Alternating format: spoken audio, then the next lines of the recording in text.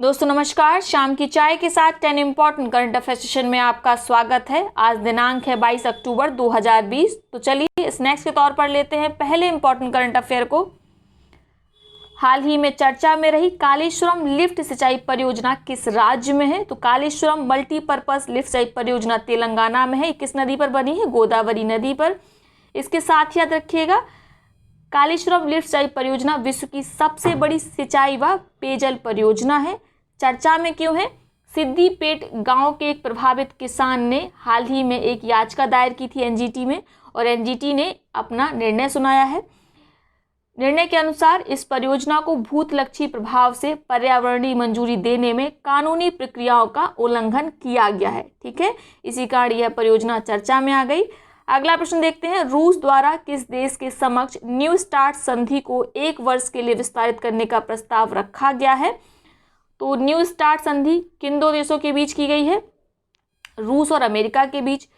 इसकी जो अवधि है वो 2021 में खत्म हो रही है और अमेरिका की तरफ से कोई भी रिस्पॉन्स नहीं आ रहा, इसीलिए रूस ने एक प्रस्ताव रखा अमेरिका के समक्ष इसको 1 वर्ष के लिए और आगे बढ़ाया जाए। स्टार्ट का फुल फॉर्म क्या है? Strategic arm reduction treaty. तो जैसा इसका नाम है वही इसका उद्देश्य है, हथियारों में कमी लाना और उन्हें सीमित करने संबंधी प्रावधान बनाना। ठीक है, यह संधि दोनों देशों के बीच 1991 में हस्ताक्षरित की गई थी। अगला प्रश्न देखते हैं। भारत के पहले मल्टी मॉडल लॉजिस्टिक पार्क की स्थापना कहाँ की जा रही है? मल्टी मॉडल लॉजिस्टिक पार्क होते क्या हैं? ऐसे पार्क होते हैं जहां से लोगों को सीधे सड़क, रेल, हवाई और जलमार्ग कनेक्टिविटी की सुविधा आसानी से एक ही जगह उपलब्ध हो जाती है। तो भारत का ऐसा पहला मल्टी मॉडल लॉजिस्टिक पार्क कहाँ स्थापित किया जा रहा है? असम में। भारत का पहला है, इसीलिए इंपॉर्टेंट है, इसको याद रखिएगा। ठीक है, हाल ही में भारत अंतर्राष्ट्रीय विज्ञान महोत्सव IISF के किस संस्करण का आयोजन वर्चुअली किया गया? तो इसका आयोजन किया गया है वर्चुअली। ठीक है, 6वां संस्करण था भारत अंतर्राष्ट्रीय विज्ञान महोत्सव। जो 5वां संस्करण था उसका आयोजन कहाँ किया गया था? तो आपको याद रखना है, पिछला 5वां संस्करण का आयोजन किया गया था कलकत्ता में। जो 4था संस्करण था उसका आयोजन लखनऊ में किया गया था। ठीक है, पूछा जा सकता है। और पहली बार इसका आयोजन 2015 में हुआ था। कहाँ हुआ था? दिल्ली में। तो पहला संस्करण, दूसरा संस्करण दोनों ही दिल्ली में हुए थे। तीसरा वाला चेन्नई में हुआ था, चौथा लखनऊ में हुआ था, 5वां हुआ था कलकत्ता में और 6वां वर्चुअली हुआ है। इस महोत्सव का उद्देश्य क्या होता है? साइंस और टेक्नोलॉजी के प्रयोग को प्रमोट करना, लोगों के बीच उसके लिए जागरूकता फैलाना, इसके साथ ही स्टेम को प्रोत्साहित करना। स्टेम अर्थात science, technology, engineering and mathematics. ठीक है, अगला प्रश्न देखते हैं। भारतीय पर्यटन सांख्यिकी के अनुसार किस राज्य या केंद्र शासित राज्य ने सर्वाधिक घरेलू पर्यटकों को आकर्षित किया है?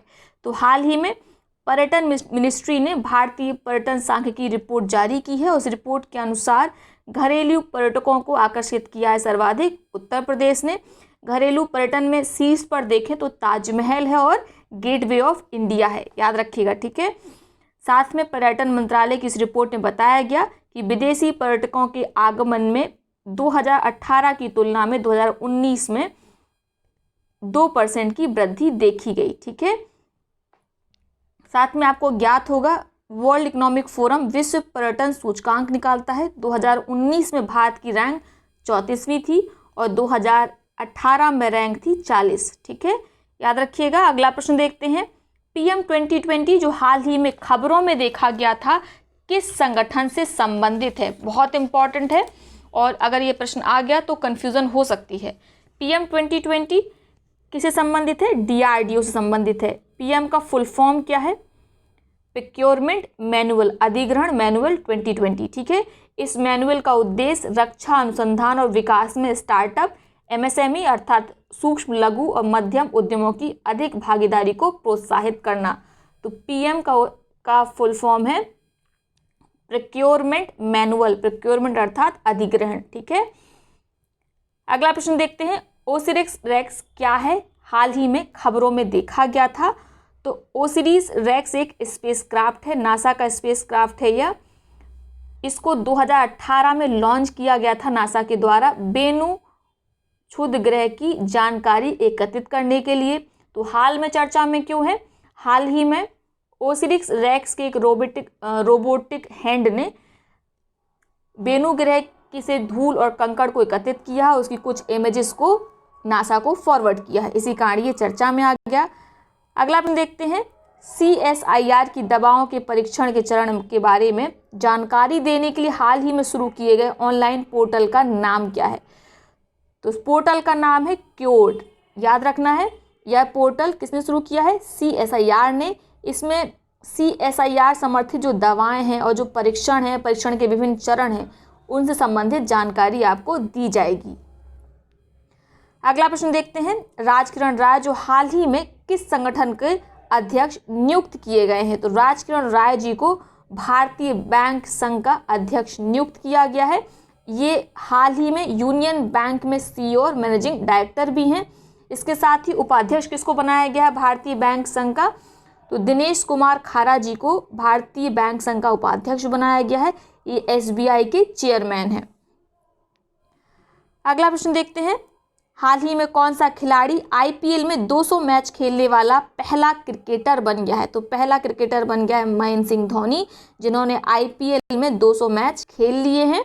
ठीक है, धोनी ने चेन्नई सुपर किंग्स को 3 बार चैंपियंस और 8 बार फाइनल तक पहुंचाया है।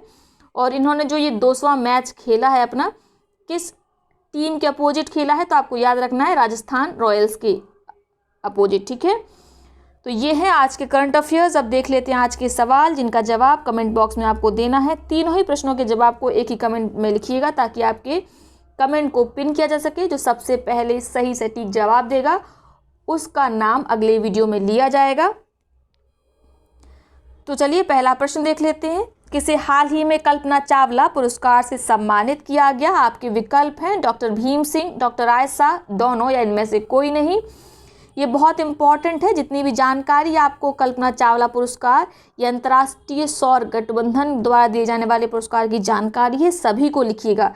एक बार आप कमेंट में लिख देते हैं तो हमेशा आपके लिए याद हो जाता है। अगला प्रश्न देखते हैं, इन्फ्यूजर जो हाल ही में खबरों में थे, किस राज्य या केंद्र शासित राज्य में स्थापित किया गया है? तो इन्फ्यूजर को कहाँ स्थापित किया गया है? पहली बात, ये किस क्षेत्र से संबंधित है? तो आपको बता देते हैं पर्यावरण से संबंधित हैं। इनको कहाँ स्थापित किया गया है वो आपको बताना है। आपके विकल्प हैं उत्तर प्रदेश, दिल्ली, अंडमान निकोबार, इनमें से कोई नहीं। देश में सबसे बड़ी जस्ता उत्पादक कंपनी हिंदुस्तान जिंक लिमिटेड की ओर से किस राज्य के दोसवाड़ा में दुनिया का सबसे बड़ा जिंक स्मेल्टर स्थापित किया जा रहा है? तो आपको बताना है हिंदुस्तान जिंक लिमिटेड किस राज्य में विश्व के सबसे बड़े जिंक स्मेल्टर की स्थापना करने जा रहा है? तो आपके विकल्प हैं गुजरात, कर्नाटक, अरुणाचल प्रदेश या उत्तराखंड। अब देख लेते हैं पिछले प्रश्न, जिनका जवाब हमें देना है। इन प्रश्नों का सबसे पहले सही जवाब आंचल ब्यूटी जी ने दिया था। यदि आप चाहते हैं आपका नाम भी वीडियो में लिया जाए तो आप सबसे पहले प्रश्नों का उत्तर दीजिए। फिलहाल इन प्रश्नों का उत्तर तो आंचल ब्यूटी जी द्वारा दिया जा चुका है। हाल ही में किस मंत्रालय द्वारा कपिला कलाम अभियान शुरू किया गया? तो कपिला कलाम अभियान शुरू किया गया शिक्षा मंत्रालय के द्वारा। इस अभियान का उद्देश्य क्या है? जितने भी हायर एजुकेशन वाले छात्र हैं उन्हें जागरूक किया जाए कि वे अपने आविष्कार को किस तरीके से पेटेंट करा सकते हैं। अगला प्रश्न देखते हैं, our only home a climate appeal to the world नामक पुस्तक के लेखक कौन है? तो इस पुस्तक के लेखक हैं दलाई लामा। भारतीय रेलवे विद्युतीकृत डबल स्टेक कंटेनर सुरंग का निर्माण कहाँ किया जा रहा है? तो इसका निर्माण किया जा रहा है हरियाणा में। तो ये है आज का सेशन। यदि आप चाहें तो टेलीग्राम चैनल को ज्वाइन कर सकते हैं, उसमें डेली बेसिस पे क्विज वगैरह कराई जाती है। जो भी इम्पोर्टेंट फैक्ट्स होते हैं उनका भी वहाँ पर स्क्रीनशॉट वगैरह दिया जाता है।